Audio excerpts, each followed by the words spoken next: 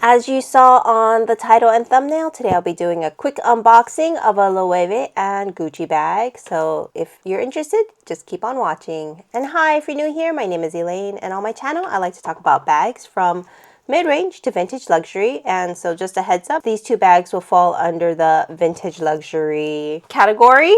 So without further ado, let's unbox this thing.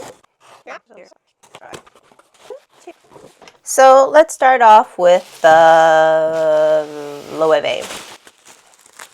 And these two bags, I forgot to mention, are from Brandier, which is my favorite Japanese reseller on eBay. I feel like at this point I should be sponsored. I buy so much from them. All right, so, oh, it's not bad. Ta-da! Yes, I am that crazy girl with 4 Amazonas now. 1, 2. Oh, that's really cute. And I got 2 more. 3, 4. All right, so little backstory. So I did do a Loewe Amazona history and full review when I unboxed this one. So I'm not going to go over it here. Basically, I think I've unboxed in long form video these 2. Yeah. And then this one was a short. So I saw this for a really good deal.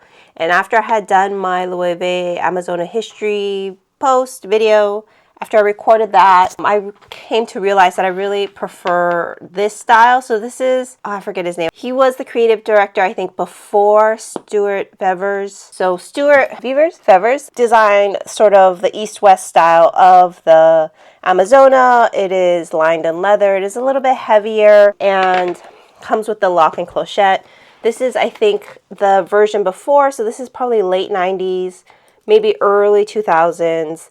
And this style, which is definitely more squarish and also comes in different kinds of leathers. So this is suede. It doesn't come with like a lock or clochette. I actually like these better because these are much lighter. These are not lined in leather. They're just, the suede is on the outside and the leather part is on the inside.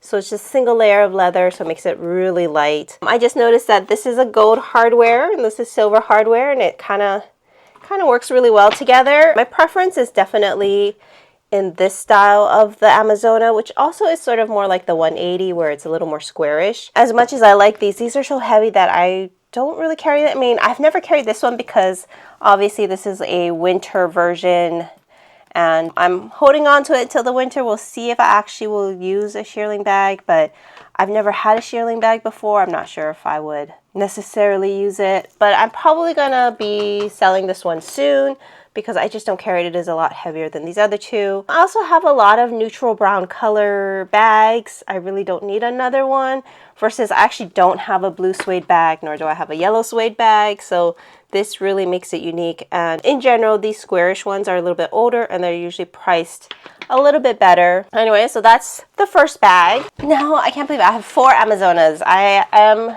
getting a whole gang of Amazonas. Okay, and the next one. So not only have I been hunting for Amazona bags, I've also been looking at, actually, let's just unbox it first. Ooh, ah, stuck. No. Oh. Does this look like Ferragamo? It kind of does, doesn't it? But this is actually Gucci. So this is old Gucci. It's box leather, which is beautiful. It's actually been really taken care of. There's only one little dot here. And how does this work? Oh, yes. So you do have to lift it up. Oh, it's like a frame bag. And then inside you have a little tab here to open it up. Oh, it comes with its original dust bag. So this is the era of Gucci that I have been collecting. I'm calling it Old Gucci. I think in Japan it's actually kind of getting big too. It's just under Old Gucci. And then inside is lined with red leather, and it has this, I'll do some shots of this later, but it has sort of a gold hardware tag. It is actually in great condition and it does not smell. It is so unique. I love how the frame sits inside like this pocket here. So yeah, I was really unsure about this bag, but like it was like, I think it was under, I want to say it was under 300. So with tariffs, it was still under 500 for a box leather bag. I think is a good deal. Yeah, it's not too bad. It's not too heavy, even though it has so much leather to it, and it is quite structured. But it's a really cute old Gucci bag. So let's see how it looks. Oh, that's not bad. Yeah, so anyways, so my two sort of vintage interests right now are old Gucci and vintage Amazonas. So I have 4 Amazonas now, and then this is my first old Gucci in this style, but I do have 2 of these old Gucci bags. They're also lined in leather on the interior, and these are the bamboo handled ones. So this one is, I don't know, very smooth calfskin or possibly lambskin. I think it might be just very smooth calfskin. And this is like very nice suede. I honestly am not a fan of suede, and I thought about selling this bag as soon as I got this one, but it feels so nice. It's probably the best feeling suede bag I have in my collection right now, even compared to these two. I mean, this suede is nice, but it does, I don't know, it just doesn't have the same luxurious like texture. I don't know if you can tell on camera, but this one, yeah, this one's like pretty standard suede. This one feels like really fine suede. So anyways, even though I'm not really using this bag, it's hard for me to let it go. But now this is my collection. So now I have 3 old Gucci bags, 2 with the bamboo handles, and then I have 4 Amazonas. So I think, I don't know, now that bag prices are just so crazy high, I mean, I think I got all 7 of these bags for probably less than like a mini Amazona 180. So, I mean, yeah, maybe about the same price.